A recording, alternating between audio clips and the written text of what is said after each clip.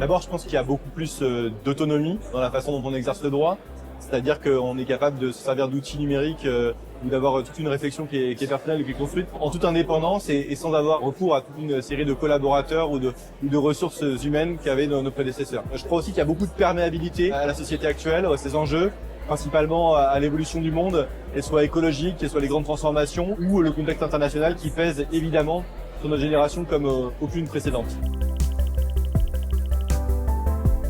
La plus grande révolution technologique, je pense que c'est le recours à l'intelligence artificielle, qui simplifie toute une série de tâches qui étaient fastidieuses parce qu'elles nous prenaient du temps.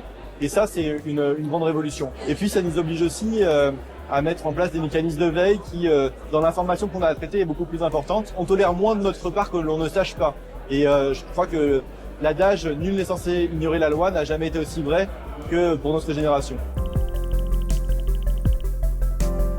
Je pense et je suis convaincu depuis longtemps que le sujet juridique le plus important, c'est celui de la responsabilité civile et celui de la réécriture de cette partie du code civil. Parce que aujourd'hui, beaucoup de monde parle de victimes en France et l'angle des victimes est toujours abordé que par la question pénale. Or, la question de l'indemnisation des victimes, de la prise en charge des victimes dans les tribunaux judiciaires ou devant le juge administratif, aujourd'hui elle est totalement absente, elle n'est pas unifiée, le contentieux est complexe et puis les mécanismes d'indemnisation sont différents selon la nature du préjudice qu'elles subissent. Alors c'est pour ça que je fais ici la publicité d'un projet qui est très personnel, c'est celui de la réforme de la responsabilité civile. C'est un sujet qui n'est pas très sexy pour le législateur et pourtant il est ô combien essentiel, en tout cas il changerait profondément la vie de nos concitoyens.